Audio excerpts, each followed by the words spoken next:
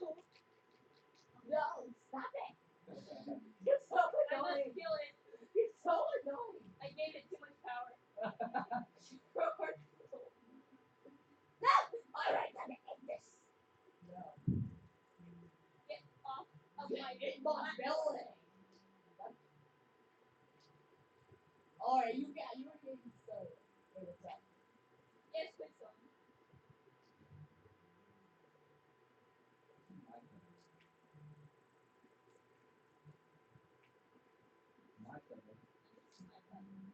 Oh no, it's gonna go up.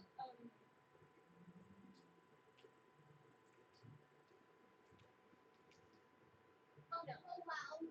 Oh! You wrecked me. Oh.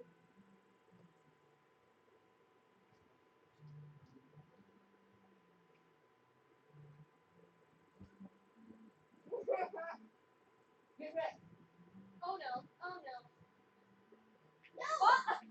I didn't even mean to hit you. What? Oh, No! Oh. No! I moved! That's just the you move! What did it up B? What did it do up B? I hit B. No! Never mind. This is my platform and you can't have it. Oh, wow. Oh, you almost so lucky. You almost killed me. I don't even know how I survived. What? Alright, who's playing volleyball with my dead body? You guys playing volleyball with my dead body? Stop it. Whoa! Everyone's playing volleyball with me. So annoying. Just die. Yes, please. I dare you.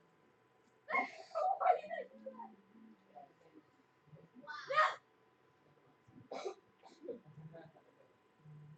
Time. Seriously, Mark. No.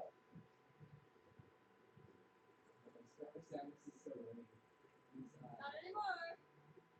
No, I did. my high's 38. I'm the same thing. I stand in, but the people go out.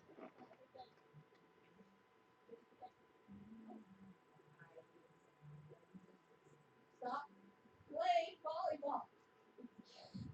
Stop it. What if we want to play volleyball? You guys are I'm winning. Just leave it you alone. guys are bullying me. You're not winning. Yeah, I'm yeah, you're in third right now. Oh, darn it. It cancels it out. Oh, that. They submitted my body. Why did it do my B there? I hit B.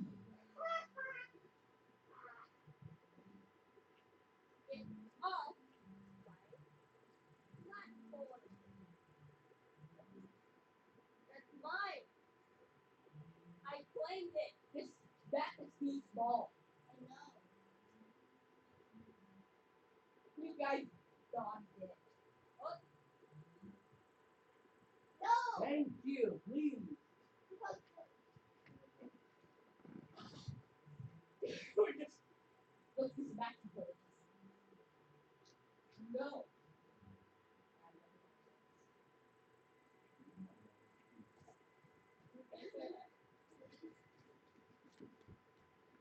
You actually got that. No. I almost made it. Oh, Stop there's playing fresh French volleyball. toast coming out. Those are French toast sticks. Sorry, fresh French toast sticks coming out. That's sad. I love I French blocked. toast sticks. Look at my finger. You undid your shield. I put down my finger. That should block instantly. You said it, Dr. Mario. Oh, I love it. I got a win with Dr. Mario. I found it. I can think Dr. Mario came over. I got a win with Dr. Mario. I was so happy. His up-B is so much damage to him. Oh my god. Yes. It was awesome. It was so cool. This game was 40%. I hit this guy once and he got up to Alright, you guys, you're getting very Wait, who's the other person? I died. Even though I hit block. Alright, this is getting bowling. Not Fortnite. You got the lowest team. We got the Have you seen that thing? No, come on. Yes! It won't let me jump. Hey, look. I go on now. Okay, I'm I gonna. got there. More bacon. What? If I get you the controller, You should have put. nice. If I get you the controller, I'll be. Hey, I have 6. I'll be Doctor. Yeah, I don't know. I don't know what that means. I know. Okay. Wait, what is 6? What is I stars don't mean? know. Does that mean? Yeah, that Oh, has I don't know. I got 11. Why is I there got 2 you. Samson? Was it good? Even on the fan. Why am I always? Oh, wait. Those can go through walls, huh? The blocks. No. No? Okay, good. Oh, don't do that. I'll take it. Oh, wait. they need to send it through this week. This was like the overseas ministry for like Oh! but primarily Reese Jackson is doing that. I did it. It's the best move ever. It really is. Oh! It is. It's fun. Damn it, Steve. Players and Damn it, players. Steve. Okay. Mario team. No, Mars. Mario team. Come on, Mars. Okay, yeah, I'm good at that. I'm good at that. You see it? Come on, Mars. Why would you pick on me? Go to the store. Wait, Alex, Like, grab some hard sugar, take the bag. Alex. Completely sealed from the back of the Yes. box, like this is it. I got to do a lot of stuff that's weird stuff. At. That'll be it. I don't fight. Just for light squeeze.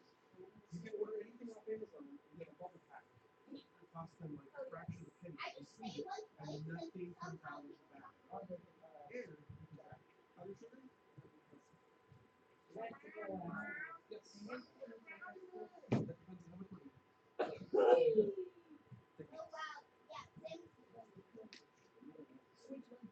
much money. It sacrifices small particles. That's No. Oh, no. Wait, that was me. No, I didn't mean to hit you. I bet it died really fast. I did the taxes and you can't. Enjoy, boys. Because they can't. That's why. Because they can't. I'm gonna lose. Oh, sorry. I meant to charge it. That's why you bought her cooking food. That's why you bought her cooking food. Ow! That was beautiful. That really was. Wow.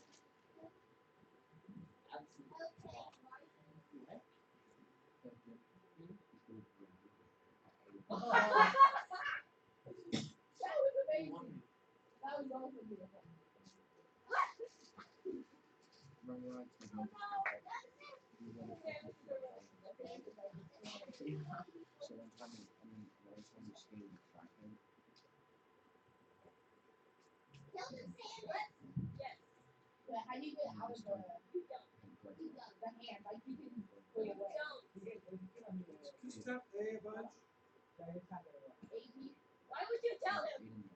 That's like part of playing video games. Learning how to play video games. Should be nice. It's a spirit. Press all the buttons.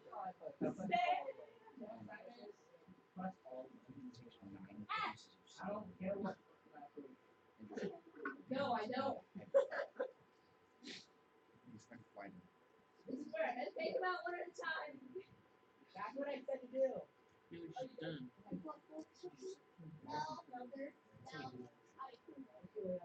It's okay, but.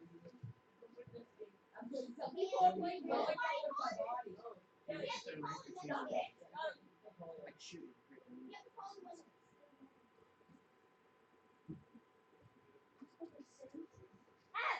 Hammer time. Yes. Please. We're still waiting. Oh, so here you choose. No. That wasn't supposed to happen. The 6 star. I'm very aware that it's big. Thank you. Oh, sorry. It's okay. It's okay. That's fine. Yes! Finally. Finally. I don't think so.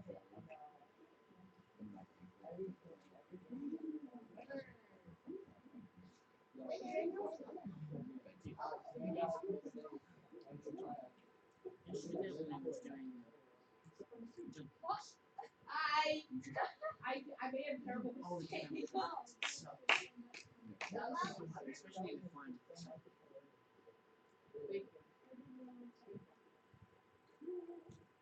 Yeah, I haven't actually. Yeah, jump. Oh no, I did that.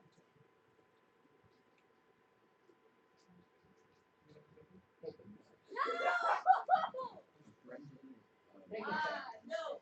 No, that's the pills. I'm allergic to them. Take it chill. I'm allergic to them.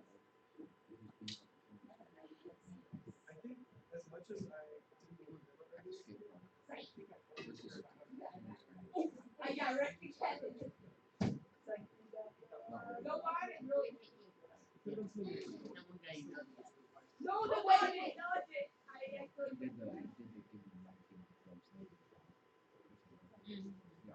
Yeah, we're hitting each other more than we're hitting them. I'm jumping, I'm jumping.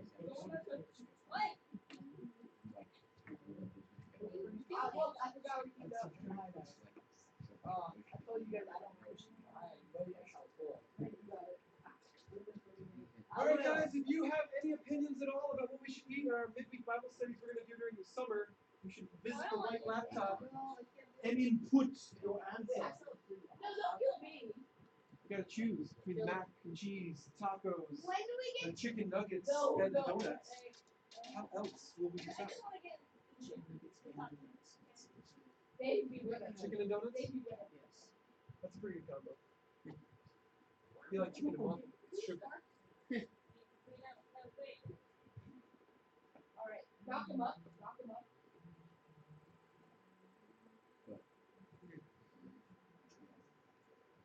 Lord, what are you doing? Where's the boxes? I'm just doing that. I'm doing the best that I can. No, no, no, no. Wait. I thought you were still gonna hang on. Sorry. Come on. I dare you. I dare you. No, don't.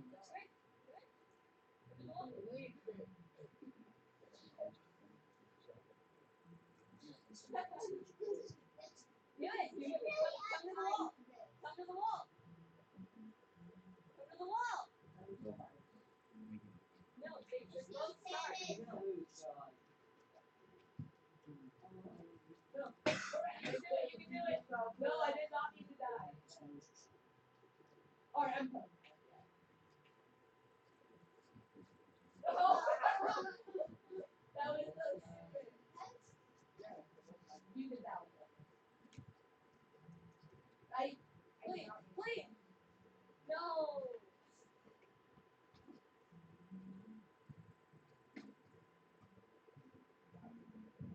Run it on, run it on. Thank you. I'm coming up. I know, I'm dead. All right, wait, as soon as you launch, I'll launch. No! No! You're gonna be the party to win. I died.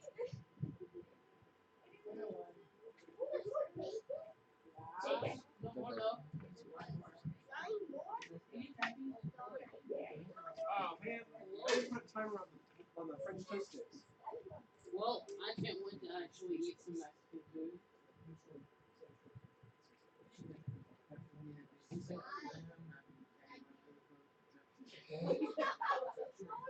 That was so beautiful. Oh! Amazing. One It's pair. never gonna end. Yes. Did you guys sign up for high school camp yet? Eighth graders, right? Really? Oh, I had that too. You see that too? Dude, you should sign up for summer camp for high school. I'm still playing. It's the best way to join high school is to go to summer camp with everyone because then you literally know everyone on the first day. It's fantastic. Bro, who's this?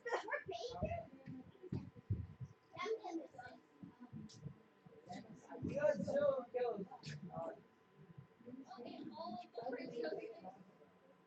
Really?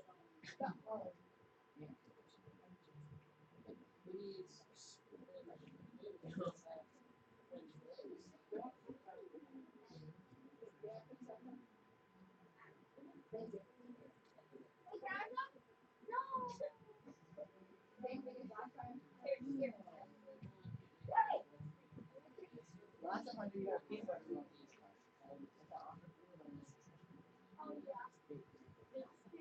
I didn't know what.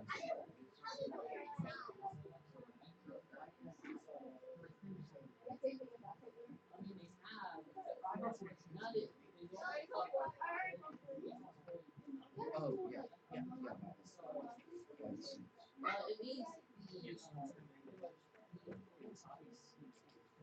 Oh, you rejected, son. Wait, are you young? Go down. I said,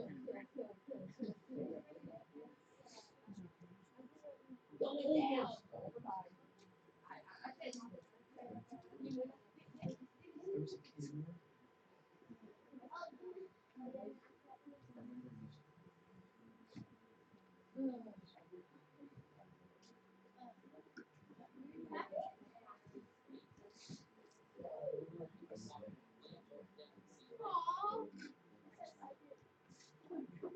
I don't. Oh, you got it. You want to say,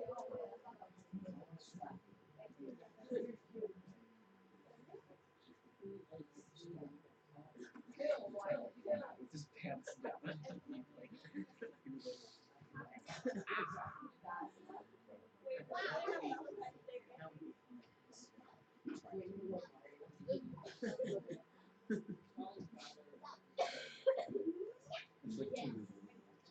yes. So.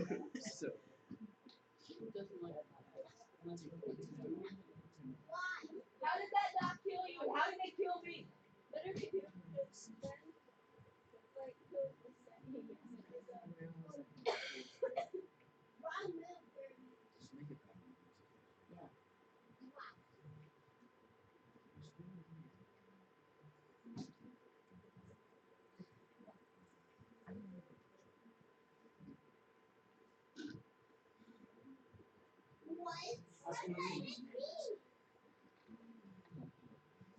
Anything that Pichu does is probably going to get, he's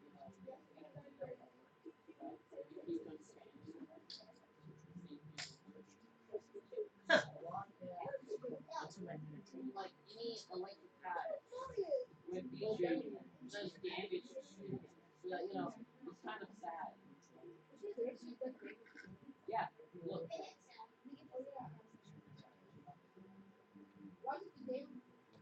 Because he's so small that he can kind of Oh yeah, yeah. Because he's like pushing any smash he's kind of OP.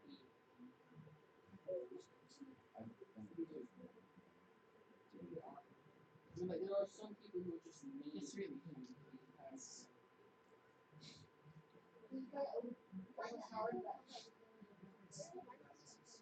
Like kind of has like some so they make sure that whenever people do a physical attack, you actually get them. I am. Oh, Greg. Yes.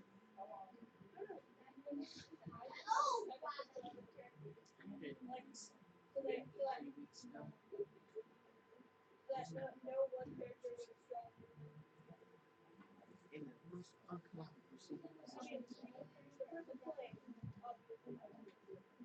used to.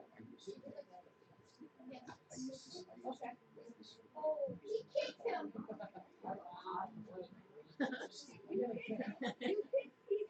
This is the stair step. Yes. Yay! Go. How you got me? I know.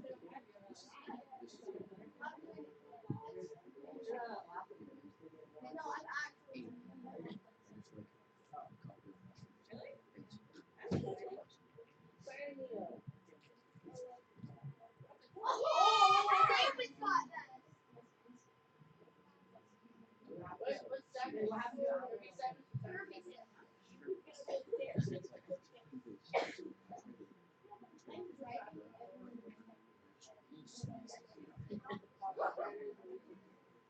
Oh, you got that. Barely though. Hopefully you got prepared to do.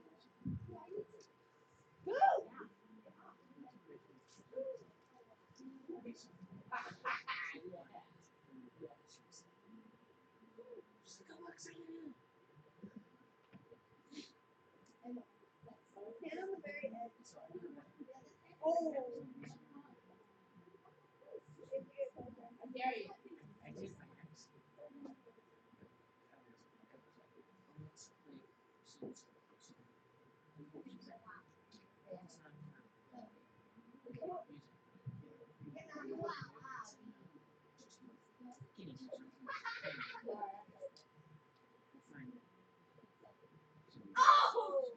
You got it. Wait, that you? The screws are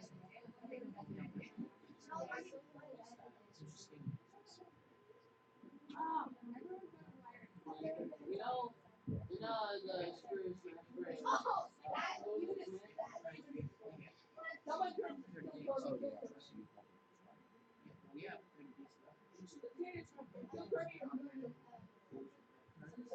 Okay, never mind. Is you gonna die? Oh wait. No. See on Pichu. See on Pichu's turtles. Go. Go. See on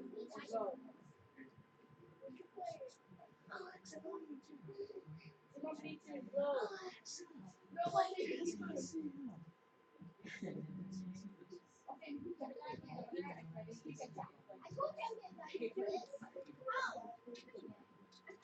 you can go. I'm hoping. Or else I'm going there. Dog, going till.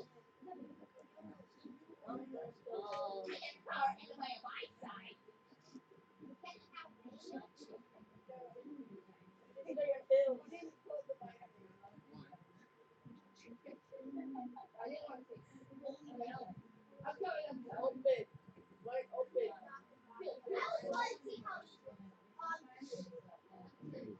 You're getting yourself killed. You got to open your side now.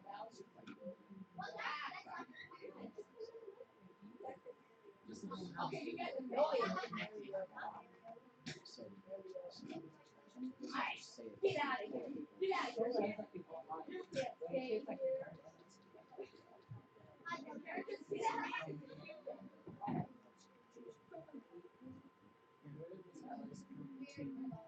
Oh, no. No more bacon. You're leaving it. I have to charge that light. I got a fire in my leg. Run, Peter. Run. He's giving Kirby pills.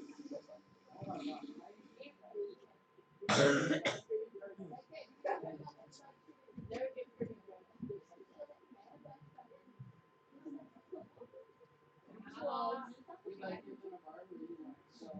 Yeah. Oh no. Not what I wanted. That is not what I wanted.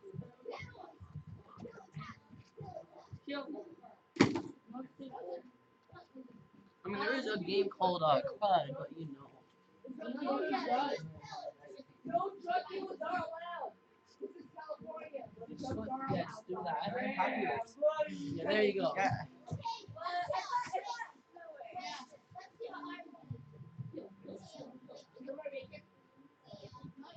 I'm sorry, but we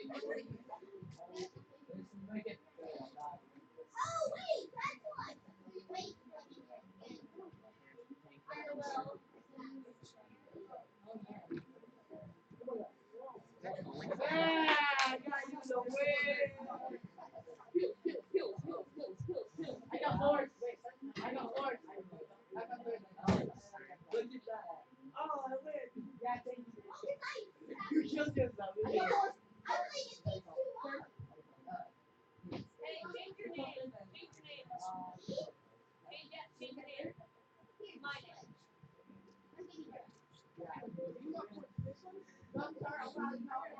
Wait, no, California is like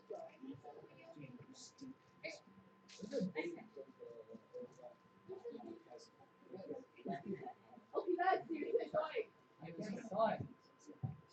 Oh, who's spammy? God, please.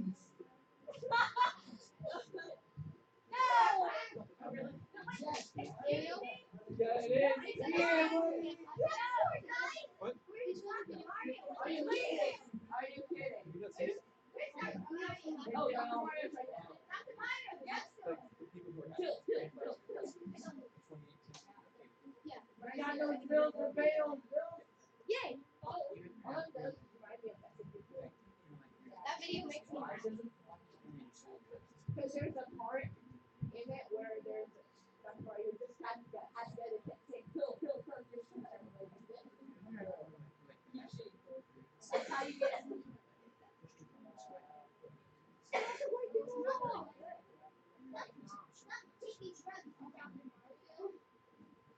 That's why it's so weird. She takes breaks. Alright, who has not had bacon? I have I it. have it. I've only had one piece. I've had like 10 pieces. Only had like 10. So much. I only had bacon now. Who's got my card?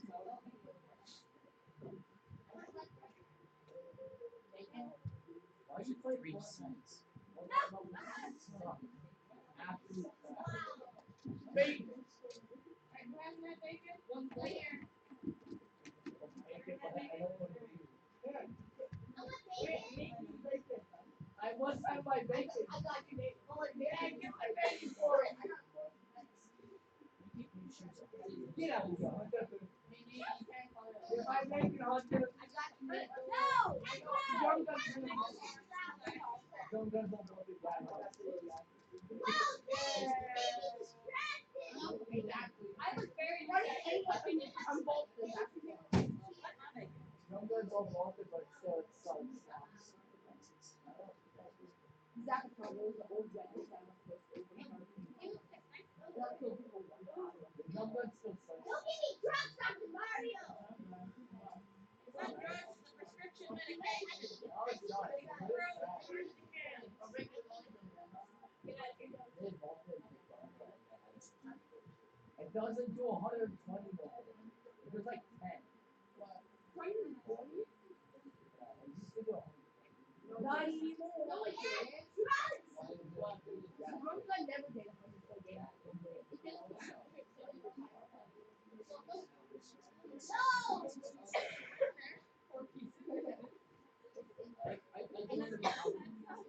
I am like 3 pieces.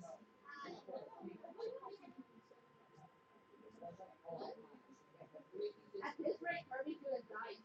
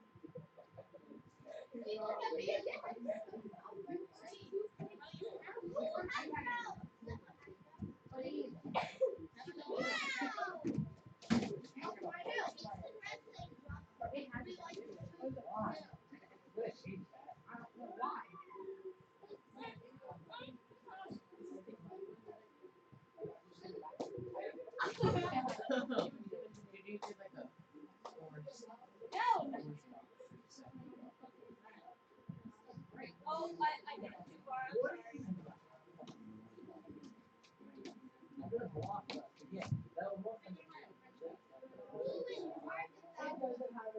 I don't know.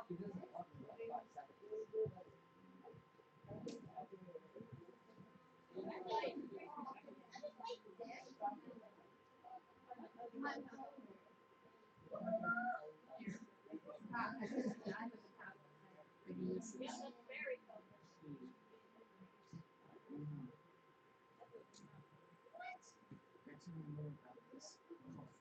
Yeah. No. How do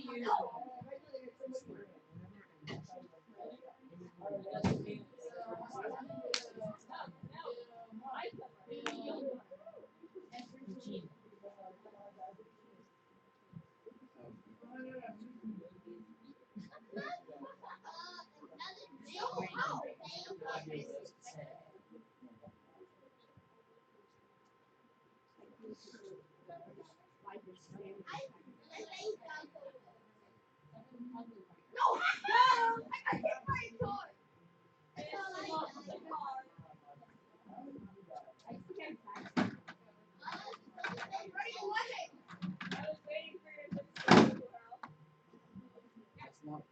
I know. I couldn't find it.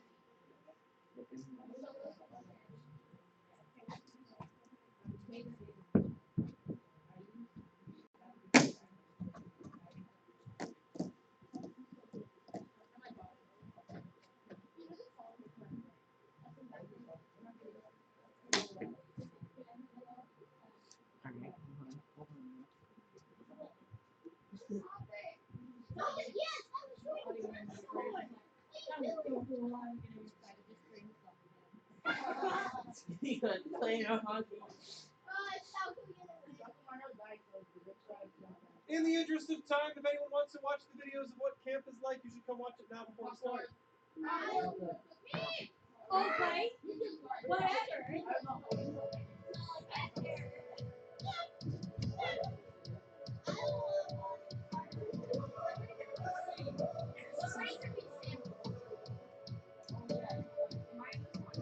I feel like new sunglasses, like presentation.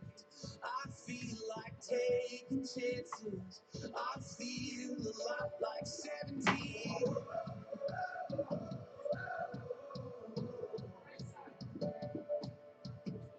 I feel like windows roll down, you see the streets and cars.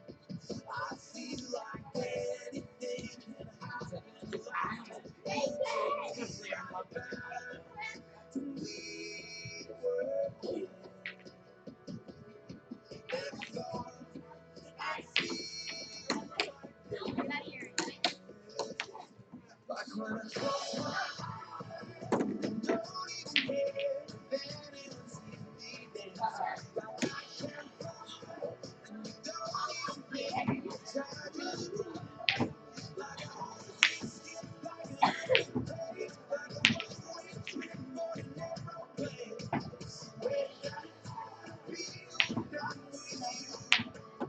with you, brand new. Hey, Elevate Campers, thank you for inviting me and having me this week here at camp with you. I've really enjoyed my time and spending time with you, talking about who God is and how much He loves you. So this summer, as you go home, I want you to remember, God loves you no matter where you are, no matter what you're doing, and He's got your back. Thanks again. See you later. I feel like for the first time in a long time, I am not afraid. I feel like never thought it feels like this. When I close my eyes, don't even care if anyone sees me dance. Like I can fly, and don't even think touching the ground. Like a heartbeat skip, like a one-way trip on an aeroplane. It's the way that I feel. Brand new.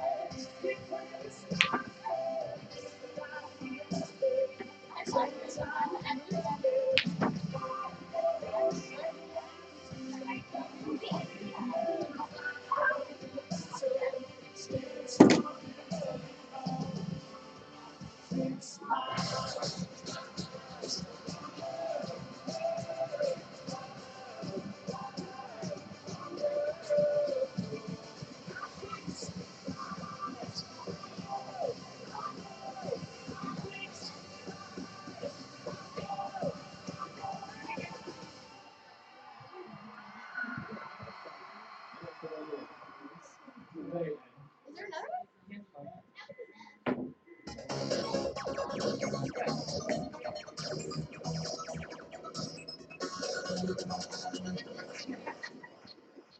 Oh, that one's this year. Alright, how we doing on breakfast, Tim? Last of the bacon is here. Alright, finish off, folks. It's time to start.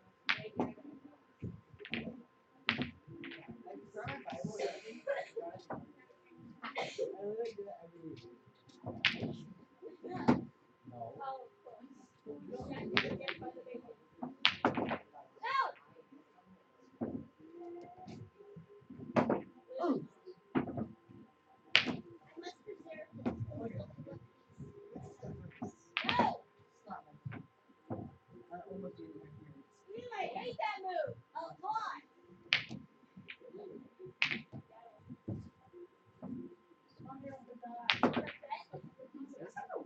Wait, I overthink too much.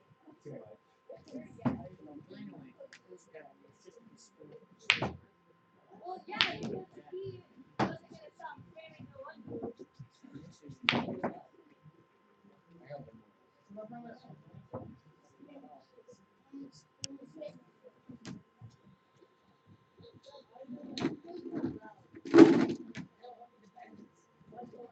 I'm gonna win that soda.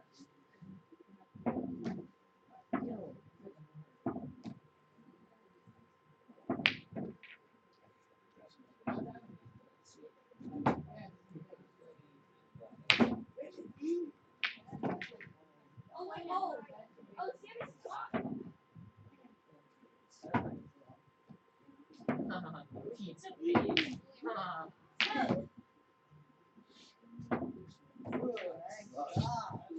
What are these new chairs?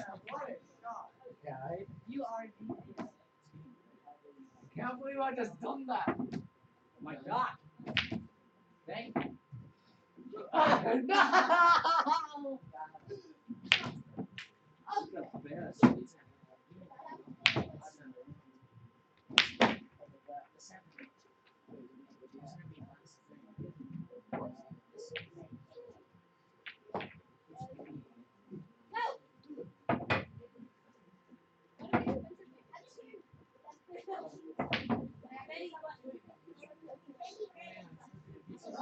No!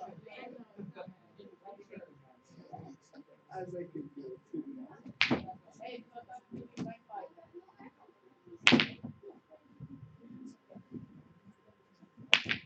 No! Oh my god!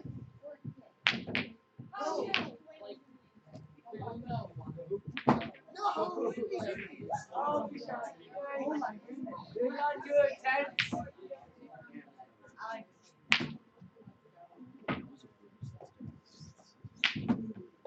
gotta do it this way.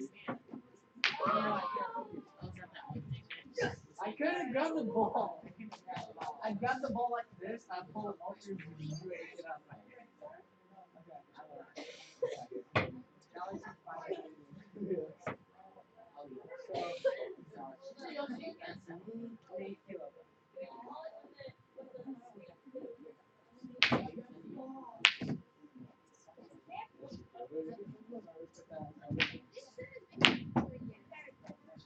No, hold up. We're not Oh, I'm gonna go. Dang you, Phil. It's a funny thing now.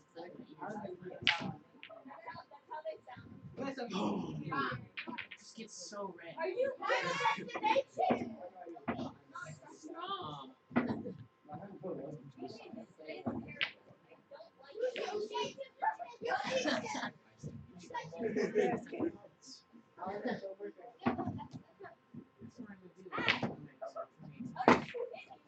That was embarrassing. Yeah, it's a side shot. I could have done one. It's a side shot. All right, everybody, grab a chair, grab a Bible, find a seat. Seems like the big wheel has gone missing. Why is this? Why has the big wheel gone missing? Where did the big mouse go?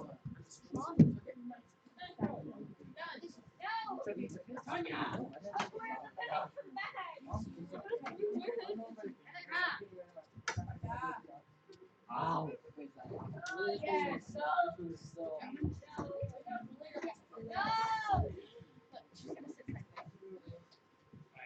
I didn't even get any hash browns. That's how terrible this is. I know.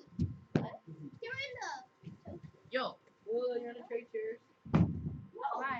That one has a polka dot. What? That one has a polka dot.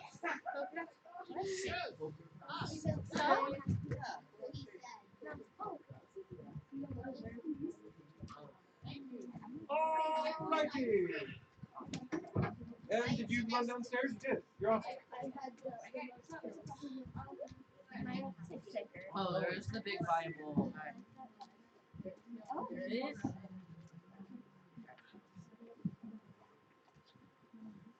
We're gonna watch a video.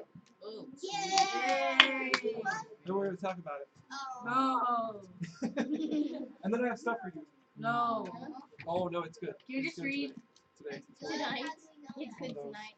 All right, guys. We're talking about our testimony today. Does anybody know what a testimony is? What's testimony? Your story. One more time. The story how you met. Okay, not bad. Anybody else want to throw more words at that? Go for it. How you became a Christian and how it affected your life. Oh, okay. I like that last part. That was extra good. Anybody else? Not looking for a right answer. Just looking to hear your takes on it. Yeah. No life story. Your life story. Okay. Any idea what the difference is between your life story and your testimony? Yeah? Maybe? No. No? Well, for me, my life story takes like 3 hours to tell, and my testimony is like 5 minutes long. That's one big difference between like a testimony and your life story. Not to actually become like 3 hours long. Because my life lasted longer than 3 hours. Yeah. Your life story is usually told to some random strangers.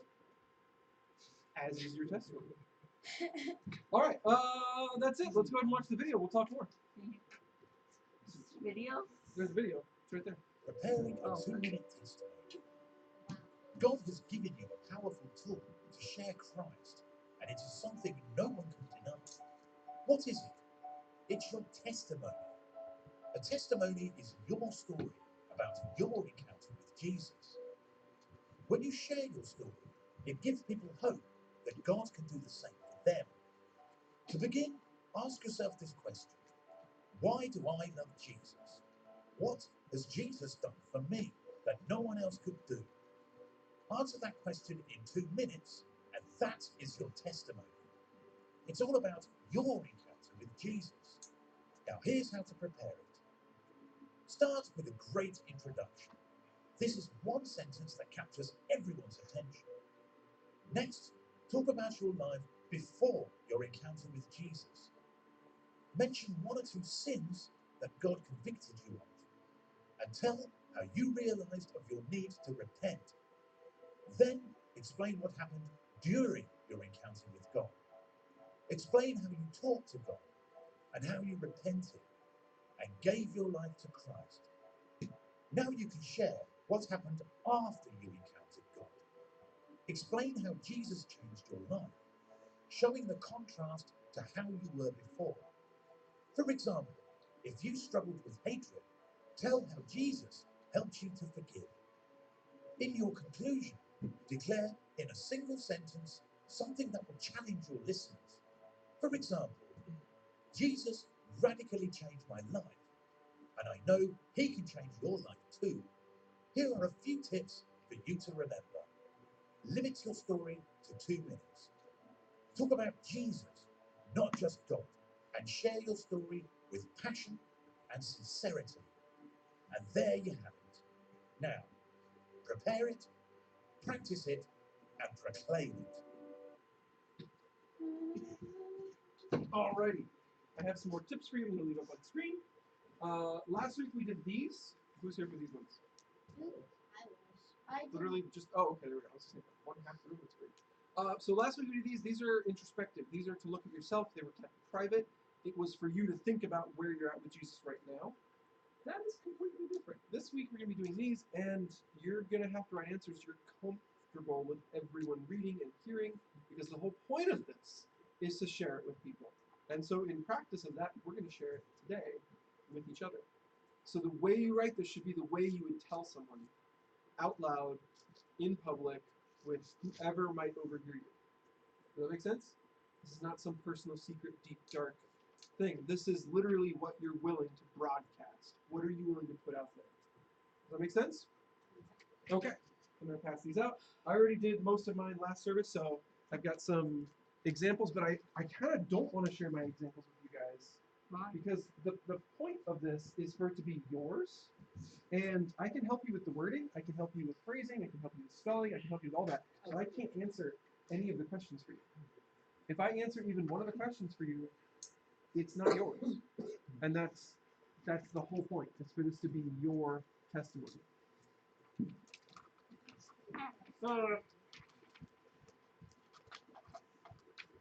Nope. Rejected. It's yours now. Oh wait, you only one.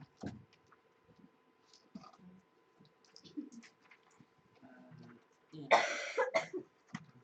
Do you have a Bible at all? Yeah, I see right on. You like to read? Do we need to All right. I'm really confused. Hey Nate, how's it going, Nate? What's up? read? Me or not? Nate was here last service. He's already done this. You can do like version 2.0. I'm really confused. Okay, let's read through it together. The way this works is you start at the top where it gives you the basic instructions, and then there's box one. Box one has a description of what you should write and then a space to write it. It should literally be 2 sentences at the very longest. 1 sentence is perfectly acceptable per box. Literally writing 5 sentences is the whole sheet. If you need 2, use 2. On some of the long ones, like 3, question number 3, question number 4, like, go ahead, write 3 sentences if you can cram it. But just be as simple and as short as you can. Now, what I don't want you to be is vague. Do not be vague. If you use vague words, you've not told a story, you've described an instance. You got to tell a story. Stories have details. So slip details in there, but do it with as few words as possible. So for instance, don't say things for like what sins you used to be into or what things used to trip you up before Jesus. Don't say things like, I was really bad. That's vague. No one has a clue what you were like if you say something like that. Does that make sense? You have to describe how. So box one. Let's look at box one. It says the opening. Identify a theme. What did your life revolve around that God used to help bring you to Him? So you wouldn't list every single thing that was wrong with you before Jesus. You would list the thing that was involved in you realizing you needed Jesus. So this isn't a list every sin moment. This is literally like pick the thing your life was centered on. Pick the thing that Jesus used to get you to notice Him. And try to illustrate it with a word picture if you can. Try not to use words like really. Try not to use words like a lot. Try and use words that describe exactly how much in a picture that someone else will understand. Does that make any sense at all to anyone? Yes. If you don't remember. That is a very tricky one. How young were you? That's really hard. So one of the things I had to do, because I prayed to receive Jesus when I was 5, I had to look at the broader picture of my story. I asked Jesus into my heart when I was 5. I was saved, but I had no clue what the heck to do as a Christian for years. It took years for me to figure out what that even meant. That it wasn't just pray a prayer and I don't go to hell, but like there's a whole life with Jesus. There's a whole lot that's supposed to change. There's a whole lot of talking you're supposed to do with him. It took me years to figure that out. So when I talk about my testimony, it's not just a point in time that's before and after. It's like a stretch of time. Everything from the moment where I first figured out Jesus could save me, all the way to the point where I figured out what he wanted to do with me. I use that whole chunk. So for you, it's like from 3 to some age, maybe even present day. For me, it was from 5 all the way up into like 5th and 6th grade, a little bit of 7th.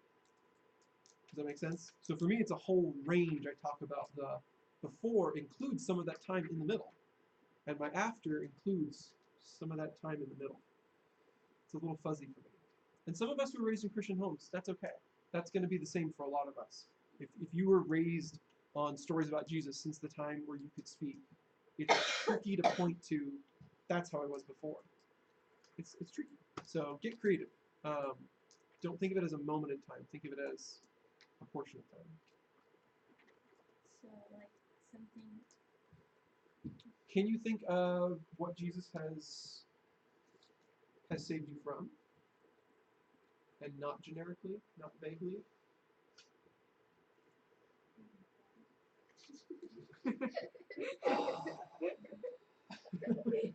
Including clientele. What do you struggle with?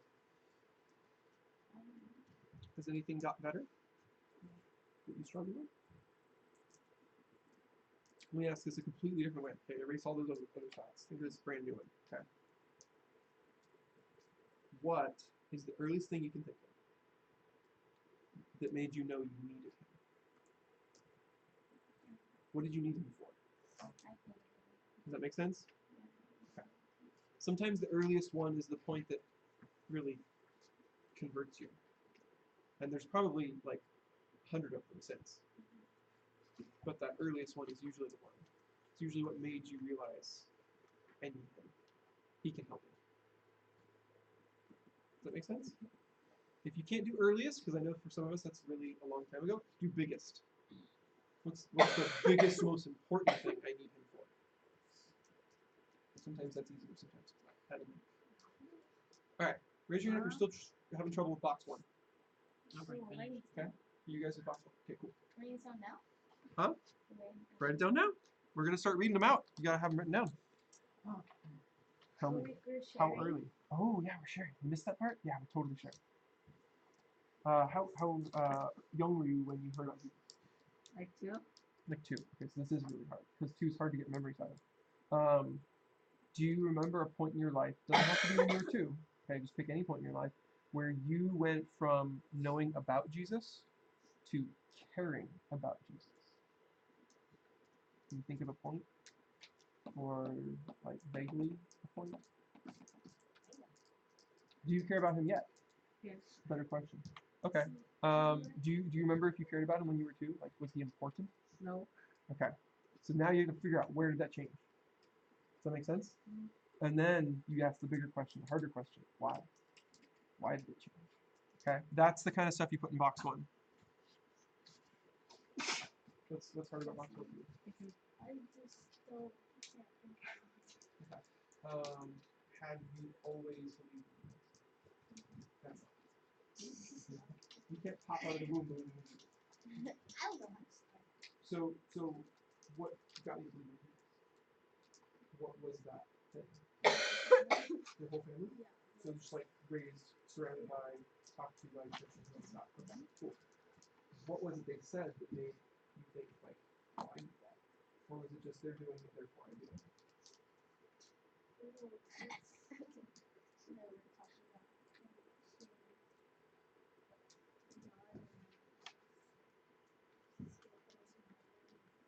Okay. So like God loves you.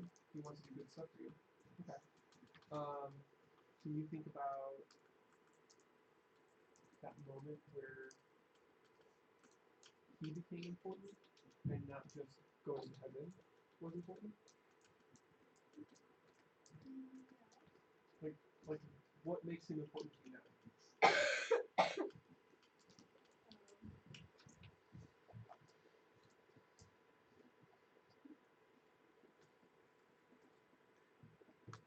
I know these are hard questions. These are really hard questions. This is actually why we're doing this, guys, because you're struggling with this. That's why we're doing it.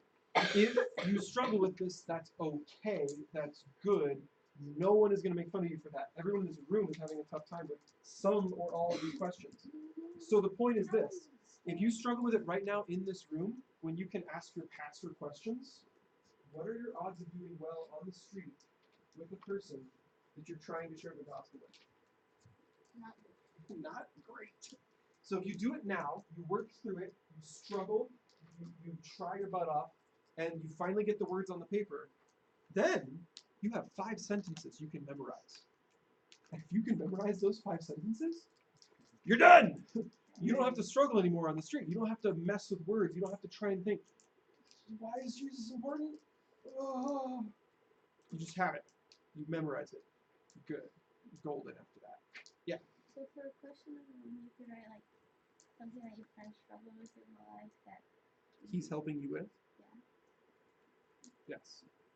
It's like that thing that makes him important to you, the thing that really sets him apart. He's not just like your other friends, because he's the most important thing in your life, because he changed my life when, yeah. I just have to say I have a friend that, was on the fire. Mm-hmm. Their house burnt down. And also their grandfather got sick and his dad is sick. And also there's a rumor going around the school that something bad she did. Okay. Well, let's not dip into that for now. Okay. I just We need to pray for her. Okay. That's important. Praying is very important. Let's not continue the rumor though. Yeah. No, I know. I'm just making sure. Okay. So question 1, you'll notice it covers a lot of ground. You're trying to cram a lot of info into one sentence. Question 2 is your moment to give some details. So there's going to be an overlap there. Question 1 and 2 will share some similarities. Okay. But what question 2 is it's zooming in on the bad without reveling in it. When we revel, it's like when we tell a story like, oh man, that time when I did this and it was, oh, you should have seen it. It was, So we want to talk about the past. We want to talk about how bad we've been, but we don't want to do reveling. We don't want to gloat about how bad we've been. Does that make sense? No bragging. So in number 2, we're supposed to talk about the biggest, most destructive thing in our pre-Jesus life. And some of us, we go so far back with Jesus, we have to draw from that immature Christian part of our life rather than our pre-Christian part of our life. Because we frankly might not remember what kind of a toddler we were. And that's okay. Not everyone remembers that stuff. So you just go to the stuff that Jesus has helped you overcome. Even if it was happening when you were a baby Christian, that's totally fine. At this point, the dates aren't the important part. It's the what big bad thing has Jesus helped you overcome. And sometimes this stuff is actually small, and that's okay.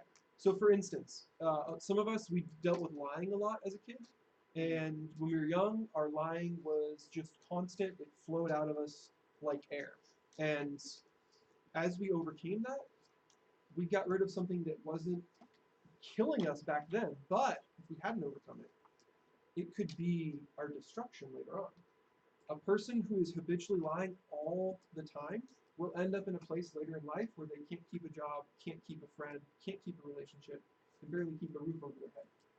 And so that habitual lying is something that Jesus can help you overcome, and it never turned into anything life-wrecking, but it could have. So that's the kind of thing you would list here in box 2. I used to lie all the time. I used to be so incredibly selfish.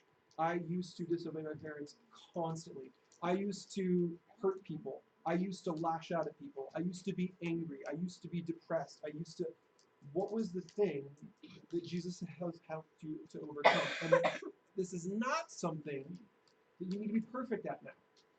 You do not need to find something you are oh so A+ on now. It just needs to be something that you were getting F's in before. Does that make sense? Yeah. No one in their Christian walk is perfect. So if you used to be a habitual liar and you still lie from time to time, it's not like you can't quit it. Go ahead, quit lying. If you used to be completely selfish and now you're not as selfish, it's still okay to quit selfishness. This doesn't have to be something you've completely got rid of. This has to be something that you used to be failing at. but now you're not. Question. I don't remember anything. Okay. Like I said before, it doesn't have to be pre-Christian. If pre-Christian is looking at your 3-year-old years, that's hard. So look at stuff you've overcome with Jesus even while you were a Christian. Does that make sense? Because the real deal is we spend our whole lives growing. And that means this early portion of Christianity for us, we're going to be really bad at stuff. And that's okay. Something that was like a problem that you created? Or like, As long as it's sin, it's cool. It can go in this list. It doesn't have to be like a specific I hurt other people sin. It could be a sin of like fear that keeps you from doing things. It could be a sin of selfishness where maybe no one even notices, but in your head, you only care about you. It could be anything that's against God's will.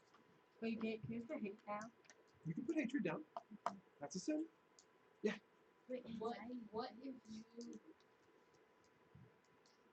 if you came to Christ so young that you don't even know what happened before? We've covered this 3 times already, but I you know, just but walked in, so you missed it. I mean, I don't even remember before. Like, We've already covered this 3 times, so I'll re-explain as quick as I can. For a lot of us, we grew up in a Christian home. We started knowing about Jesus from our earliest memory. We can't think of a time when we didn't know about him. So you do it a little differently. You do it like it's a range instead of a point.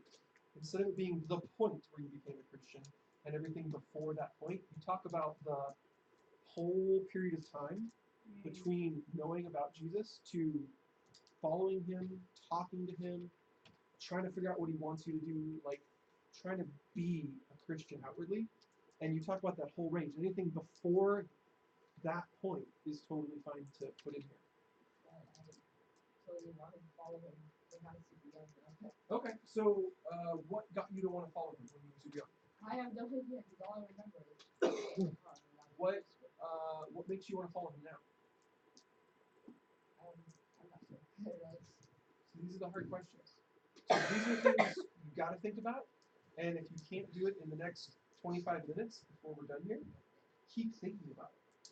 Like, but you have 25 minutes to get your head to come up with an answer for that question. Use it. Don't just sit there and think like, oh, I can't.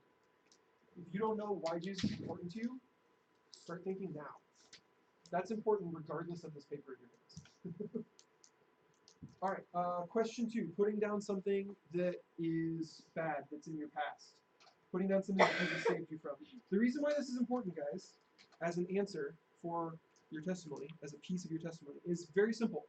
If you speak to someone who does not believe in Jesus, they don't believe in the Bible, they likely don't believe in hell, you can't give the Christian cop-out answer of Jesus saved me through hell. Because what that sounds like when you filter it back through that other person's head is guy who doesn't exist saved me from thing that doesn't exist. That's what an unbeliever hears. Why would they care? Why does that matter? That doesn't affect them at all. But if you explain something that's real in your life, in this life, the one they're currently living too, and you explain how bad it used to be, and how much different it is now, that matters to them. That matters, whether they believe in Jesus or not. They could have every doubt that there possibly is. They could be so firmly against Jesus, but the fact that your life used to include this, and now it doesn't, the fact that you've grown past it, that is going to be important. Yeah. So for 2, you can write something that you still struggle with? Correct, as long as it's something you're growing in, something Jesus is helping you with, totally fine. What you don't want to put on there is the thing that's still your biggest sin currently, the thing you're still really messing up on. You want to cite some area of growth. No one is perfect. We don't expect Christians to be perfect. We don't expect you guys to have all your sins dealt with. That's not how it works. We're just trying to, in our testimony, include something you've grown in. So you start with how bad it was to start with. That's long the Bible. It's kind of sinking through. Oh, yeah, don't press as hard. Or like get off your stool and draw on the stool. The felt is not going to help you. It is a squishy surface. Exactly. All right, number 3. This can be the trickiest one. 1 and 3 are kind of similar. No, 3 is very special. So 3, you are doing a very special task here.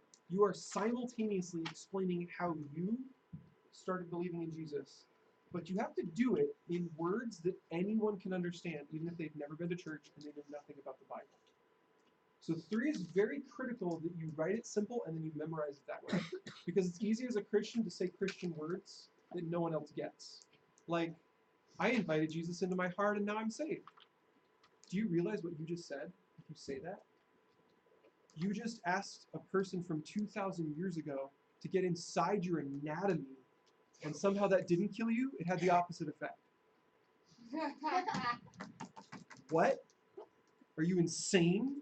Like, what? If you say Jesus washed away my sins, that means cleaning a dirt off of you that I don't even know what kind it is.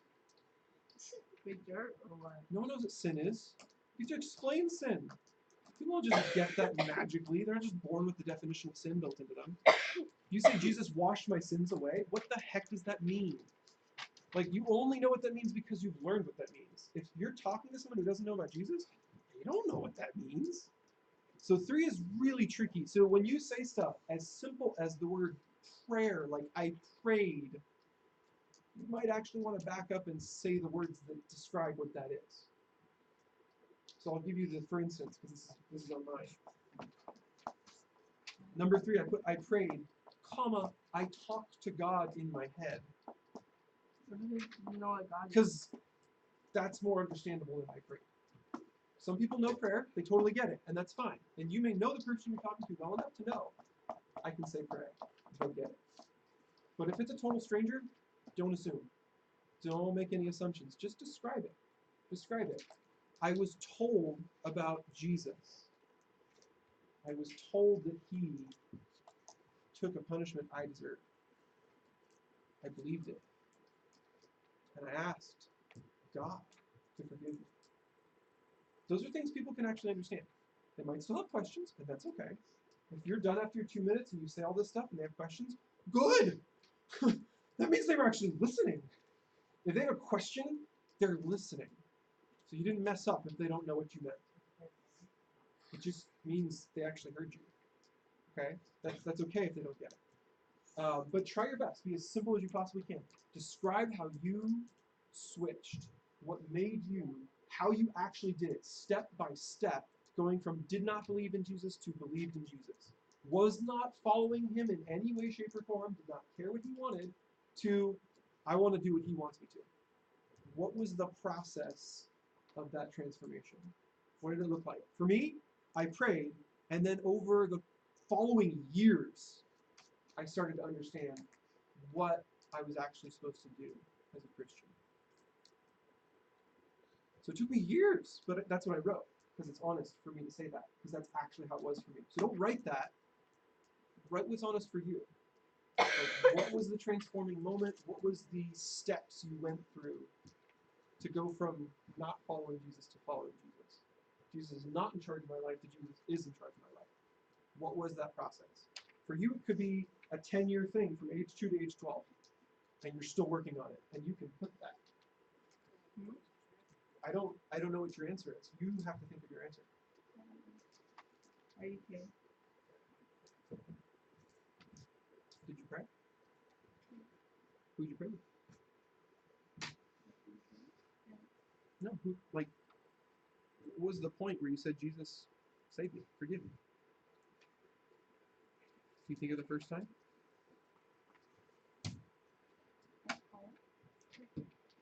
Sure. Just a simple question. Can you think of how old you were? Do you remember it yourself, or do you remember your parents telling you about it? Okay, so you remember both. That's good. That's good. Do you remember the kinds of things you prayed?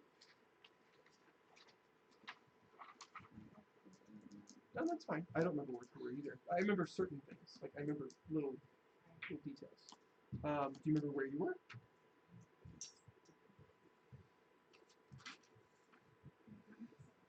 Okay. Well, if you have to invent it, don't include it, right? Okay, so if you have to guess, skip it. Just move on to a different detail. Do you remember what made you want to pray that? Was it you're scared of hell? Was it you love that he loves you? Was it You want to be forgiven. You know what I mean? Like, what was happening in your heart at that moment? Don't think of it as multiple choice. Like, pick one I said. Think about how you felt. If you can't think of it, go further in time. This early childhood thing is really hard for testimonies, okay? I share it with you. I understand it. It's very difficult. So go forward in time. For me, the bigger deal in my testimony is later in life. It's actually in 3rd grade and 4th grade. That was the bigger time for me in my testimony because that's when I started to understand things. As a 5-year-old, I was like, I don't want hell. Save me. And like nothing changed for years. Then I get to like 3rd and 4th grade and people are like, do you know if you're going to heaven for sure? And I was like, no, I don't know for sure. And I had to actually start to think about what Jesus said rather than what people told me. That was a bigger time in my life. So more of my testimony comes from those years where I talk about the parts I do know, the parts I do remember. It's okay to skip the stuff you don't remember. Go to the stuff you do remember. Yeah. The other side is if you ran out of room or you wanted to write a book, you're welcome to write a 15-minute version. Or like if you needed 3 sentences, you can only fit 2. You can use the back. But if you're done, you're Speedy Gonzalez. I can't help you. I'm sorry. Sorry, she had her hand up first. I'll totally come back to you. Yeah. You can use the word church. When I say don't use church words, I mean words only people at church know. Or words that have different definitions when you're inside church. Church has a pretty good definition for most people. It's not always a good one, but it's at least they know what it is. Yeah. What's it called? I guess if you never said a prayer, Jesus save me. Do you believe in him? Yeah. Do you remember a time when you didn't? No. That's tricky. Okay. So how about this? Do you care about what he says? Yes. Do you remember a time when you didn't? No. Do you stop and pray to him, ask him what he wants? Sometimes. Okay. Do you remember a time when you didn't? Yeah. There. There's a point where you can actually remember something changing. That's something to focus on because you remember it well. So you can include the fact that you love Jesus from like the earliest memory in your life. You can put that in there. And then also mention the fact that like, and when I was this old, or years later and then you put in that little transitional fact. Like, I started asking him what he wanted. Does that make sense? Mm-hmm. Try and include the details you're certain of. Leave out the ones that are vague and fuzzy. They're not something you want to introduce into the conversation if you can't actually say for sure that's what happened. You just kind of have to leave it out. And it's hard when we come to faith so early to write this stuff down with any sureness. But just do your best. Try and write around those fuzzy parts. Anybody else? Did you still have your question? Okay. Let's talk about number 4. Number 4 is your life after Christ. So share some of the changes that Christ has made in your life as they relate to your theme. So whatever the thing you started talking about, the thing you struggled with in the past, the thing that was a really big bad thing before. Number 4, you want to kind of bring that back in, and you want to talk about what's changed in that area specifically. You can mention other areas too. But what you don't want to do is talk just about the behavior. I used to hurt people. Now I don't hurt people. That's true, but what you want to do is you want to talk about the attitude. You want to talk about your heart. You want to talk about your motivation, your desire. What changed there? Not just the stopped hurting people. They're going to be able to guess that from what you've already said. Okay, so don't just talk about the behavior. Talk about what's changed internally. Yeah. So like what's changed? Like kind of like how to is like say something that you struggle with. Mm-hmm. So now can you like use the same thing but say how it is? Please use the same thing. That's the goal. It's trying to make it a 2-minute version of your testimony. You got to have a theme that runs through it. Otherwise, it just feels like you're grabbing random pieces of your life and throwing in the pot. So yeah, try and stick to the theme, and they'll be able to ask questions if you're actually talking to a real person about this. They can ask questions. You can answer about other areas of your life. So yeah, just fill in that box as best you can with a realistic what has changed in your life. Try not to exaggerate. Okay, if you still have faults in that area, admit them, but they're not the focus. Focus in number 4 is what's grown, what's changed, what has Jesus held your hand during, what has he gotten you through, what has he helped you with. Anybody stuck back behind number 4? Not anymore. Okay, cool. Okay, anybody ready for 5? No. Okay, 1 or 2. I'll wait a few seconds. We're gonna run out of time if we don't move on to 5 soon, but I'll give you a few more seconds. Try and catch up if you can. You can take this on work on it later. It's totally fine to have the rough draft down now and do a fancier, better worded one later. What was 4 again? 4 was bring back up the stuff from number 2, the stuff you had trouble with in the past. But now instead of talking about how bad you used to be, you talk about the ways you've grown. So you wouldn't just say, I stopped hitting people. You'd say the positive side of that. Jesus has helped me to love other people. So you try and look for the heart issue, not the behavior. Try and look for like the attitude change, the internal change. You just talk about how you've grown in that area.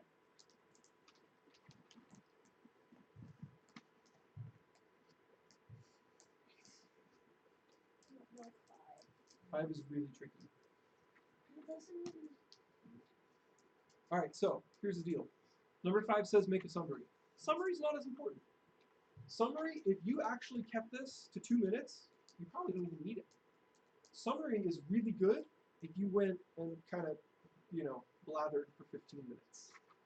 And you just kind of let loose and you told your whole life story. Then a summary is great. Trying to wrap that thing up and get back on task and what the heck were we even talking about? Summary is perfect for that. So if you want to stick one in there, what you're doing for a summary is you're trying to cram boxes 1 through 4 into a single sentence. You guys should do It's it though? hard. I like to skip the summary. If I can actually memorize 1, 2, 3, 4 and get them good and say them quickly and shortly and don't spitball and add stuff. If I can do that, then really what's important about 5 is the challenge. In the video, he gave a really good example. He didn't say, and I challenge you to do something about it. Like, he didn't say that. His challenge was really straightforward. It was, Jesus changed my whole life, and I know he can change yours. And the way he phrased it was very careful, because if I say, Jesus can change your life, the other person can just say, no, he can't. What are you going to do, prove him wrong? Like, make Jesus change that person's life? Like, what are you going to do? But if you say, I know Jesus can change your life, now the question is not whether or not Jesus can. The question is whether or not you know something. People can't really argue with that. So when you say something with an I know in front of it, or you say something with an I've experienced in front of it, people can't argue anymore. And that's good. We're not trying to win an argument. You got to understand. We're trying to avoid an argument. Arguments are about who wins. What we're trying to do is tell a story, introduce information into their head. Just let them think about it. So when you introduce your experience into their brain, now they have to think about your experience. When you try and state facts and argue, now what do? Try and set up a defense. They try and find counterpoints. They try and figure out where you're wrong. We don't want to do that. We just want to tell our story. So that finish there, Jesus changed my life radically, and I know he can change yours. What does that do? Why is that a challenge? Because now they have to consider the fact that you think something about them. You think Jesus can change their life. They have to think about that. Yeah. So you don't have to do the summary if you think it's pretty similar. If you've done well and kept it short, you can skip the summary, but you've got to come up with some kind of challenge. If your theme is fear, make your challenge something to do with fear. If your theme is worshiping idols and stuff in my life has always been my biggest issue, make your challenge about stuff. I found Jesus to be more important and more valuable than anything on this earth. What do you think is most valuable?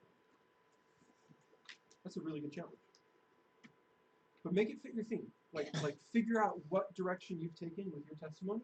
Come up with a challenge that asks your listener to think about your theme in their life. Like what you've gone through applied to them. Where would the theme be? The theme, can I read yours? No, I don't know. Theme is like the one word that goes through your whole thing. And sometimes it's not even on the page, so it's tricky.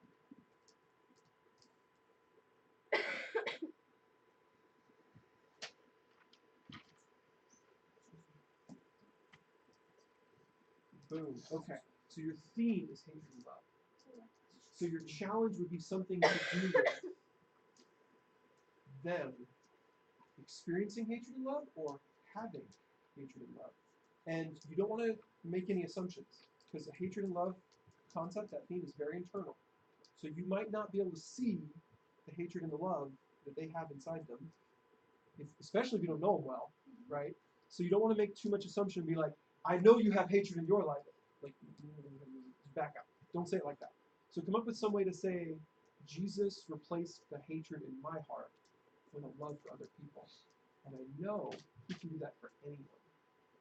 He can even do it for you. If you want to flip that and make it a little more polite, I should say, especially if you really don't know the person, you could do it about hatred and love coming at you. Jesus made hatred unimportant to me. I made the love from the people around me and the love I show them the most important thing in my life. And he wants to show you love. Does that make sense? So like your theme is hatred and love. You don't always have to make it what I say. Just bring hatred and love back into a challenge for that person to think about. Yeah. So like something that you struggle with, like a challenge for you, or like a goal? There's always a positive side to the whatever the wrong thing is, right? So just like his was hatred and love, fear has courage and strength. You know what I mean? Pride has humbleness. Worshiping idols has worshiping the God who made you. So find the positive side to your theme, or maybe include both in your challenge. Like stick in the negative and then kind of finish it with the positive. So I don't know what yours is though. So you got to figure out what your theme is, and then you got to make some kind of challenge that tells the other person, I care about you, and I want you to have the good stuff that Jesus has for you. And the good stuff is different on every one of your pages. Jesus has so much good stuff for us. So what we're doing is we're not saying that Jesus only has this one thing that I got from him. We're focusing on that one thing because it's your story. That was the big important one for you, so that's the one you talk about. It's not that there's not other good stuff. The reason why this is so important is because we're not just talking about heaven and hell. Heaven and hell are real. Heaven and hell are important. But if we pick on heaven and hell every time, then we're going to sound like every other person who's ever talked to them before about Jesus. And by using your testimony instead, you're bringing up something that usually they haven't heard about Jesus. You're giving them something new. Does that make sense? They have questions about heaven and hell. Boom, talk about that next. But that's not what a testimony is. Does that make sense? That's the whole rest of the gospel. It's all about that. But that's not what your testimony is. Your testimony is about what you've dealt with, what you've handled, what you've been through. So that's the finish. It's still the same. It's saying, I know Jesus can do this kind of stuff for you. So, but how do you phrase it? Well, however you would say it. It's just got to come out of your mouth and then catch it with your pencil. Anybody else need help? Is anyone done with number 5 and wants to read it off? No. Is anyone done with number 5 and doesn't want to read it off? Cool, I'll pick on you. All right, No. read us all of them. Skip the questions, skip the parts I printed, and just read me the parts you penciled in or penned in. On the other side, I know you wrote stuff. I saw you. Yeah. I'm going to pick on a bunch of others. You're just the first one. Hurry up. We're running out of time. Go. When I was 6, I needed help, and the first time in my life, at that time, I prayed I needed God's help. Number 2, I used to lie a lot, and God helped me with all the lying that I used to do. And number 3, when I was 3, I believed in Jesus, and when I was 7, I said to Jesus, what do you want for me to do? And then number 4, Jesus helped me stop lying, and I was lying a lot. Jesus helped me with all of it. Number 5, Jesus helped me, and I know that he will help you in life. That's awesome. Fantastic. I know it's hard to read that out to the group, but it's good practice. Because this is a room pretty much full of Christians. If you can't read it in front of us, it's going to be really hard to say it to some stranger or your friend at school or anyone else. So practice it more. Talk to your family about it, and maybe they'll clear up some of those fuzzy memories for you. You know what I mean? Work on it. Memorize it. That's the key. If you can memorize a 2-minute version of your testimony, you can start spreading the gospel really easily. It's not hard to tell people what you've been through with Jesus. Sometimes it's hard to start talking about the Bible because you feel like other people know more than you. You feel like they already have questions you don't have answers to. No one can ask you a question about your testimony that you can't answer. You give it some thought. It's really hard to write it down, but once you've done it, it gets so much easier. Now you've got those answers in front of you. You can start sharing it. Sonia, what do you got so far? My life revolved around hatred and being closed off before God used my grandfather, who I was close to bring me to Him. Number 2, I didn't think I needed Christ, and I used to lie, I used to hold grudges, and I used to be really sad all the time. Number 3, my grandfather brought me to Christ. He took me to church, and the people there told me God could help me with things that I was struggling with. Number 4, Christ helped me be happy, forgiving, and helped me tell the truth. He helped me see my actions were hurtful to others, and now I want to tell everyone about Him as my grandfather told me. And I still struggle, but He's helping me. Number 5, basically, I used to be sad, hold grudges, and lie, but I see Jesus as more important than any of those things. And in return, He helped me through those and through all the hard times I've had in my life. And I know that if you have something you need help with in your life, Jesus can help you. Dude, that rocked! That was fantastic, Sonia. That was really, really good. I want you guys to understand that there's nothing you can really do wrong with your story except fail to tell it. That's it. That's the only way to get a failing grade in this. It could be the worst version of your story. It's still your story. And that's the only part you're getting graded on. As long as you didn't look over at someone else's and literally write in their answers, you get an A+. And on top of it, that was really well worded. Fantastic job. Does anyone else want to share? I'm going to have nothing but praise for you if you just have the courage to share it. This is graded. I didn't study for this. It's kind of like a study group. You know, we're just kind of studying together right here, right now. Anyone ready? Can you raise someone else's hand? Can you raise someone else's hand? Yeah, probably. I don't know. Are you physically capable? Ah, no, he's too strong. Jonathan, you want to go? Okay. Let's do this. So pretty much, what I resolved around was my family, Nice. because pretty much they helped me through a whole lot, and I was born as a Christian pretty much. So for me, it was really hard to say that, like, pretty much I got mad a whole lot when I was younger. So after a while, pretty much when my grandma died, it was kind of sad for me, and pretty much I prayed and prayed a whole lot. And It's a hard season. yeah, and now I calmed down a lot. I mean, after the fire, still calm. And yeah, It's a tough testimony, man. It's got a lot of sadness in there. I think a good finish would be to talk about how Jesus got you through those moments. What does prayer mean to you? Because I can tell it means a lot to you, and I pray, so I kind of get it. So what you want to explain there, I think the only thing you need to finish with that's missing is just explaining why is prayer important to you. What happens in prayer that you need? And the thing I think you guys will see in these testimonies as you read them is there's some similarities, but the big differences are those little things. Yours had your grandma in it. Theirs didn't have their grandma in it, right? So you guys start sharing your testimony, and you're just going to share it with people, and you don't always know what they've dealt with. You don't always know what they've walked through. You don't always know what they're struggling with. But you share your testimony, and one day, Jonathan, you're going to share your testimony with someone who just lost their grandma. That's just the odds. You share your testimony again and again and again, and eventually that person's going to be the one in front of you, and it's going to connect with them. They're going to feel what you felt, and the fact that Jesus could help you through it is going to mean so much to them. And the other 90 people you talk to who didn't just lose their grandma, it won't matter. And that's okay. Jesus said what we're doing is we're working on a farm, and we're just out there doing a little bit of work here and there, a little bit of work here and there, a little bit of work here and there, and we're just kind of helping everyone along. And we never know exactly when harvest is going to hit, and they're going to be ready to hear exactly what you have to say. We don't know when that moment comes. We don't know when that happens, but Jesus does. And so that's why he says, just get busy. Just start sharing constantly, again and again and again and again.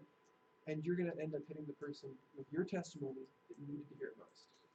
So same thing, if you dealt with hatred and anger, that's going to hit someone one day that really needed to hear it. If you dealt with lying, that's going to hit someone someday that really needed to hear it. If you dealt with addiction, that's going to help someone someday right when they needed to hear it. So just stick your details in there and just keep going. Don't slow down. Don't let up.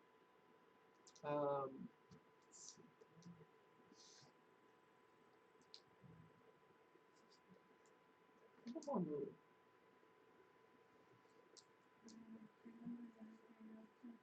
I involved around my family, and then the biggest struggle of my life was helping out. And then number two, I did. Before I was a Christian, I lied about a lot of small things and didn't make too much into it. And then number three, when I was 5, I asked my mom to help me out with the words, and I asked God to forgive me when we were in the car had a tearful fight with each other.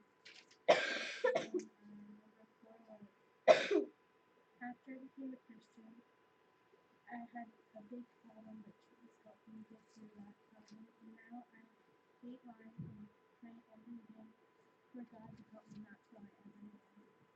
And then number 5, I believe Jesus helped me overcome my lying problem. If he helped me, he can help everyone, including the ones who do it too. That's fantastic. Well done. It was really good. All right, anyone else going to be brave? We have just like time for one last one. One more? No? Come on. I'm going to pick on you. No. You might as well just raise your hand. I want to hear yours. Yeah. You're done so quick. I'm really curious to see. Okay, so the first one, I was in a Christian home, but I accepted him when I was 6. I was struggling with lying and respect to my friends and family. 2, I was disrespectful and neglected to other people. Also, I was impatient and couldn't wait for anything. 3, I had been a Christian my whole life, and I had been a Christian my whole life, but I let him into my life here in Berkeley. After that, I felt like a real Christian because that's when I noticed I would be working for the rest of my life. 4, I've been truthful and more respectful, and I realized no sin will help me get through anything. It's much easier to live in Jennifer life. And 5, I've been realizing every sin I do is just like a step away from God. This made me stop sinning as much and just enjoy the time I had with him. Wow. Right on. That's really good. All right, guys. I want you to share this with one person today. It could be your mom. I don't care. But if you didn't get a chance to read it here in this room because we're out of time, just share it with someone. It could be your brother. It could be your cat. It doesn't matter. As long as you actually read the words on the page, say them out loud, you are practicing. Can I be to a TV? It could be to a TV that's muted. But once you're done with the easy one, like your cat, your dog, your TV, you got to go up a step. You got to try sharing it with a real human who can hear you. The one on the other side of a glass window, okay, that doesn't count. Real humans who can hear you, that's your next step. And if you want to start with Christians who know what you're doing, like you preface it, I need to read you my testimony as a homework assignment. You can do that, that's fine. But eventually, you got to get past that. And you got to actually go share it with someone, and you don't know. What about the weird? Maybe they're a Christian, maybe they're not. Maybe they've heard about Jesus, maybe they haven't. Maybe they're your best friend in the entire world. Maybe they're a complete stranger at a bus stop. I don't know, but try it. Try it. Why is this important? And this is great. What did you say? Wouldn't they say that again? What? I said like just share it with a random stranger, and you were like, wouldn't they? Wouldn't it be weird? Yeah. Yeah, it would. Wouldn't it be weird if someone you met told you about themselves? Wouldn't that be super strange? Yeah. But isn't that No. like all No, it humans? wouldn't. That'd be the most logical, sensical, normal thing that could possibly happen, unless you're just antisocial. When you meet someone, they should tell you a little bit about themselves. And by writing the super short version that you guys have written, you've created something you can do as an introduction. Now, what's weird is, if Jesus isn't so important in your life, that you would want to introduce him to people, and then you do it anyways. What else is weird is if Jesus is so important in your life, you couldn't possibly imagine living without him, and you still wouldn't share him with anyone. That's weird. But what's not weird is if Jesus is important and you share him with people. That's not weird at all. Do you guys have any favorites in your life? Favorite food? Favorite game? You ever had a favorite food and then you talk to someone and they're like, I've never had that before? What is your immediate response? What? You have to have it. Do you guys have a favorite game? Yes. You ever met someone who says, oh no, I've never tried it. It doesn't look that fun. Yeah. What's your immediate response? What do you mean? Dude, you gotta try. Come over to my house right now. We're playing this. Do you have a favorite book series? And you've met someone who's like, what is that? I've never read that before. What's Fortnite? And you're like, you must read it. I will get you the book on tape. I will paste the pages to your car window. You have to read it. If Jesus is important to you, he's your favorite person in all of existence, it's kind of weird to keep him to yourself. It's really strange. So, yes, it is weird to share Jesus with people who don't know about Jesus, but only if you don't care about him. If you do care about him, it shouldn't be weird. That doesn't mean it's not hard. It's so hard. But try it. The first time's going to be crazy hard. Super hard. You're going to wish you were somewhere else. There's going to be cotton filling your mouth, drying it out. But the second time, it's not as bad. Third time, it's not as bad. Second time? No. Well, it depends. I mean, you might have like a really nice person the first time and a total bully the second time. I don't know. But it's less hard to say the words the second time. And it's a little easier the third time. And by the 10th time, it's automatic. It just comes out. Nice. You just want to talk about God with people. So start somewhere. Start with your cat if you have to. But start. And if you haven't finished your paper today, if you didn't make it to box 5, just go finish it at home. Super easy. There's nothing much to write. I mean, literally 5 sentences. Come on. All right, guys. Do not lose these. You are not allowed to let go of them until you've memorized them. You must hold on to them. You must hold on to them until you've memorized them. Okay, guys. Let's Are you pray. gonna test us next week? Oh yeah. Don't worry, I'll make sure to keep this in my wallet. All right, guys. Let's pray. We got to get out of here. We're late. Lord, you are the only one who can help us in these moments where we feel inadequate. When we realize that our job is something we're not good at. Talking to other people about you. Help us, Lord. Help us. Be there in that moment with us and give us courage to even get that far. Help us to memorize this, to take it seriously, and to just get excited about the chance to share our favorite with someone. Lord, if we're sitting here today, if there's a junior higher in this room, and Jesus isn't their favorite, God, just wake them up. Show them how amazing you are. Show them why you are the most important thing in so many of our lives. Lord, we don't want them to be convinced by an argument. We want them to be changed by what they see, changed by what they hear, changed by what they find out. So Lord, give them that experience. If it's talking to one of us, or if it's going through something in life, just change their heart. Help them to see. We ask all these things in your name, Jesus. Amen. Couple things, guys. Sign up for camp. Flyers on the counter. Camp is going to be awesome. If you need help with money, you best hurry. We're running out of time to do scholarships, but we have scholarships. If you guys want to help support some missionaries who just got back from the mission field, used to be the youth pastors in this very room, Justin and Lisa are having a taco feed downstairs. Go buy some tacos. I mean, we're already gonna Yummy, have delicious tacos. delicious turns out. If you guys want a food-filled free Bible study in the summer, help us pick the food. There's 4 choices. Go hit up the laptop. Tell us what food you want. Exactly. Not I'm gonna diet. keep this in my wallet and I'm never looking at it. Not diet. Wait, so do you have to like sign up for There's a paper. There's a form you gotta do. Yeah, I gave it to you last week. every single time. My controller, by the way. Yes, yes, yes.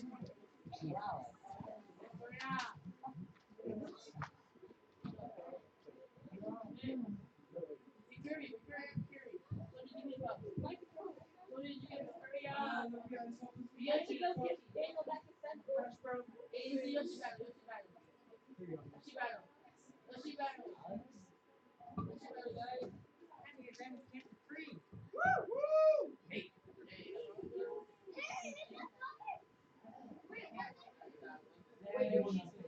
No. Yeah, Yoshi C. It's like the only. No. No. I'm yellow. Yes. No. Very well. Pick a food. No. Pick a food. Pick a food. Pick your food. Alright. Make your food. Don't believe me. My idea of not was like excited. So Not like I no. find the 3-1 to go down Oh, it's versus the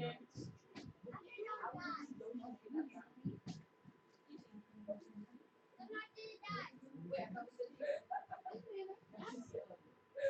Hey, pause it. It has to be Yoshi here. Here, you blue Yoshi. I know you get another Yoshi. Tacos.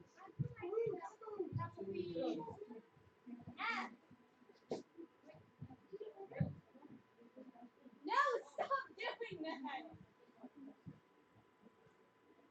Wait, What was that? I know, the water.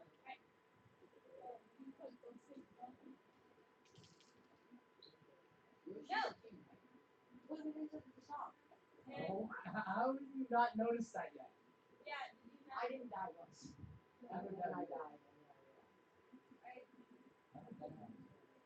Wait, just keep doing it. Keep doing it. Now, how you go? Where you go? Do it again.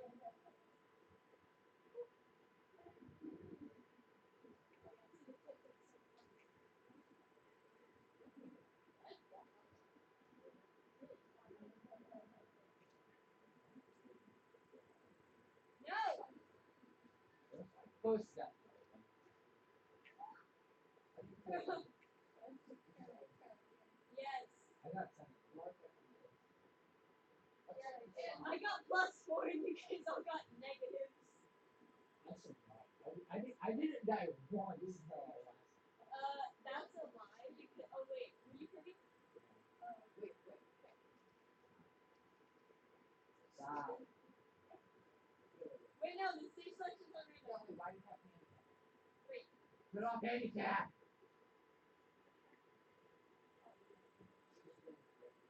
I was still like this. Who else?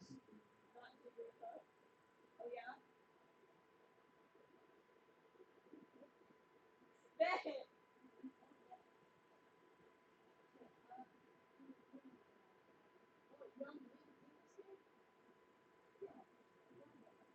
No, why? No. Take your cursor off of Mark.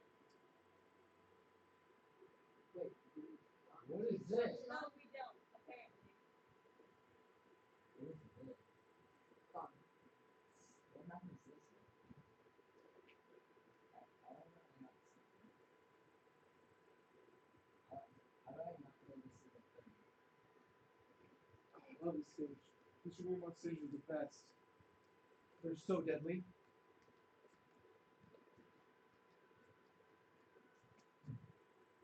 Wait, I'm supposed to go away. Yep. Oh, everything. No!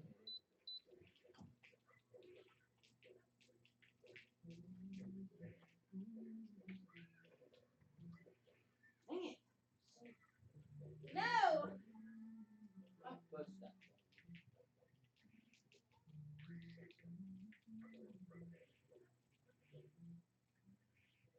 Why there's so many buckets?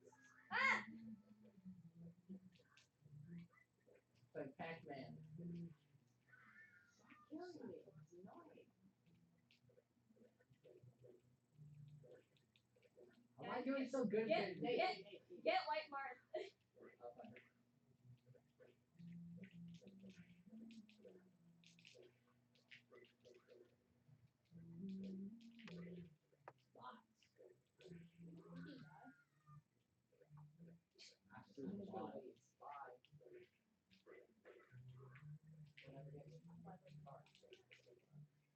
Hey! Wait, Whoa, whoa, whoa! Sorry. Sorry. Hello. Alright. Careful about the string.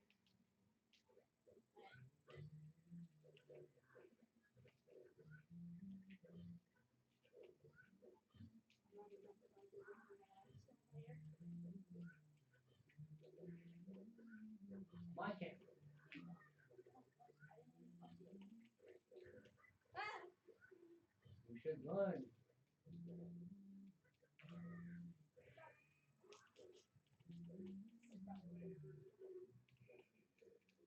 Player 2 defeated.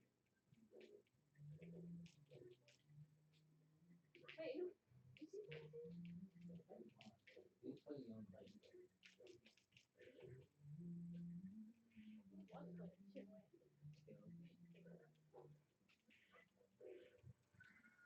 Oh. Yeah. You know what? I'm done. I had 3 lives. Only died once. No. I had 2 See, I won. Look. Wait, stop. Sure. Yeah. One. Level 1. No, it's not. Okay, fine. Here. I'd be the Yeah. Oh. No. Yup. Wait, no, he's on me. He started with me. No. Wait, which one's the CPU? This Oh, it's clean. is the other one. Oh, we sync it. You can say that. I'm just gonna shoot anyone that tries to come back. Nope.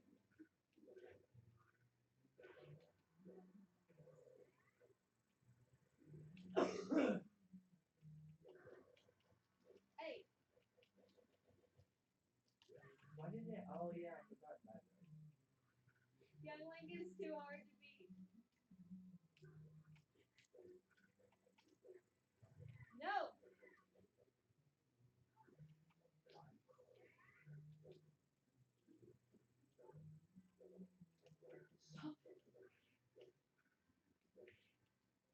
Everyone's batting it back and forth. Yeah. Because. Oh. Yeah, that makes sense.